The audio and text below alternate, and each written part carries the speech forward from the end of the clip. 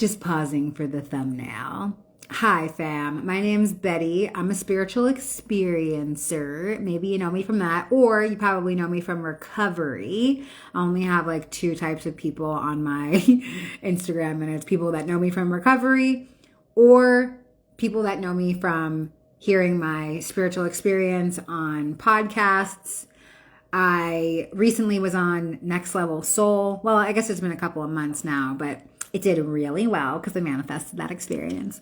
And I'm so grateful that I was able to share my story with so many people, because that has really been like my deepest desire since that experience happened to me. And I realized that it was a true one, to come on and let people know that death is not real. It's a doorway. This world is fake as fuck, and not to take things so seriously here. And then throughout my spiritual integration, I was able to find a bunch of different spiritual texts that confirmed my belief that the world is fake and it's not real, and I don't have to take it so seriously. So I'm really into the idea of the simulation theory. It helps my mind break down what this reality actually is. So when I think of the world as a video game, I'm able to recognize that even though the Earth experience might seem like it's goalless, each avatar inside the game has an opportunity to fulfill some part of a mission. And so when I think about it from that point of view, then I know that there's bosses, there's Koopas, there's little challenges, there's side quests, and there's hacks. There's hacks on how to level up inside the game. So one of my big hacks is my system of belief. I design a system of belief that serves me. And something that I've realized recently through getting to work with people is this idea around pre-birth planning. So if you've heard my story, I had a pre-birth experience, meaning that in my near-death experience, I saw that I actually chose my life. Me as a spirit, a little orb of light.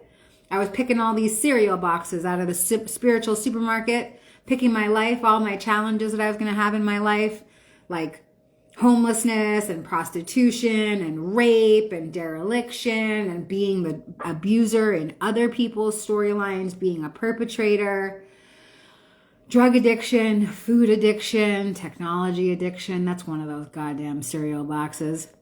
And so the thing is that the more that I work with people and they know this part of my story and they feel drawn to work with me because of the knowledge around the pre-birth plan, I'm actually finding that a lot of people feel victimized by the idea of pre-birth planning. So if you had to sit back and think about why you chose certain challenges in your life, what's the first thing that comes into your intuition? Why did you choose the life that you chose? Why did you choose the parents that you chose? Why did you choose the partners that you chose?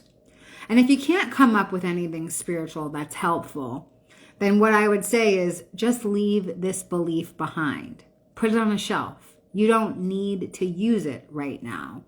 The whole world is a system of beliefs. You design that belief system. I don't really think that there is one universal truth. I think that truth is always ebbing and flowing and changing. And so if a belief system no longer serves you, just leave it behind for a little while. You could always pick it up later if you want to, but you don't have to be a victim to a system of beliefs that you are the one who gets to design. I find this happens a lot of people who are part of organized religion. They feel victimized by the set of beliefs that that they're engrossed in inside of their religion. You can just not believe that belief. That's an option.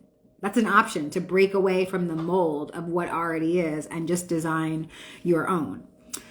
So that's something that I wanted to say. If the idea around pre-birth planning is too confusing for you, or it feels too much like you're able to victimize yourself from it, then just don't believe it. Like, you're allowed to do that.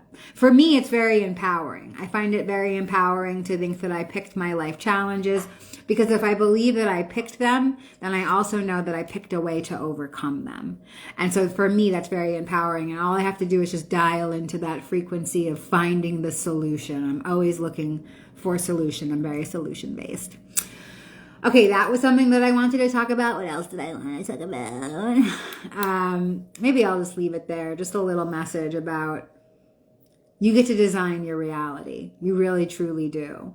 And if you don't like the way that your reality looks right now, reach out for support. I know so many cool free communities where you can start integrating experiences. You can get sober. You can heal inner child trauma. I'm like, I just, like I have this whole kind of wealth of resources inside my head, and I'd love to share them with you. So if you're looking for support, feel free to reach out.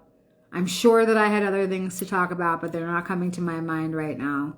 So I will just say that you are truly worthy of all the love in the universe. You really, truly are.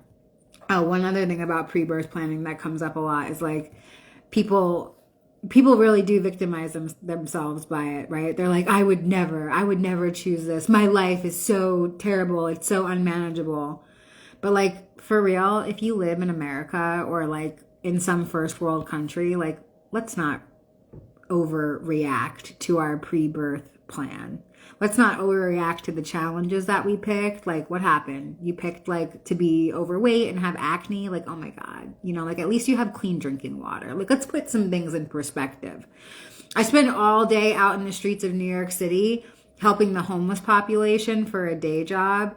And like, even that's real, true. Like, there is fucking hardcore suffering going on, but like, they have access to resources.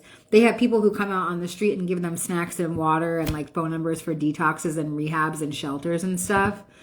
But if you were to grow up in a super impoverished part of the world that didn't have access to clean drinking water, then I would say it's okay to really contemplate your pre-birth plan and question God and why things happen the way that they do. But like I don't want to minimize anybody's trauma, but I kind of am minimizing your trauma. Like you can do this. If I can transmute my own trauma, you can do it too. Like, I'm no more special than anybody else. We're all infinitely special. You have access to this. If a homeless crackhead prostitute has access to this, then you definitely do. Period. The end. So just keep that in mind. And yeah, you really are worthy of all the love in the universe. You didn't come to earth to suffer. Whatever you believe about pre-birth planning, you didn't just pick the bad side of an experience. You picked both sides of an experience. So go out there and flip the coin and start living on the other side of the experience. You can do it. You really, really can. And I'll leave it there. Okay, be baby.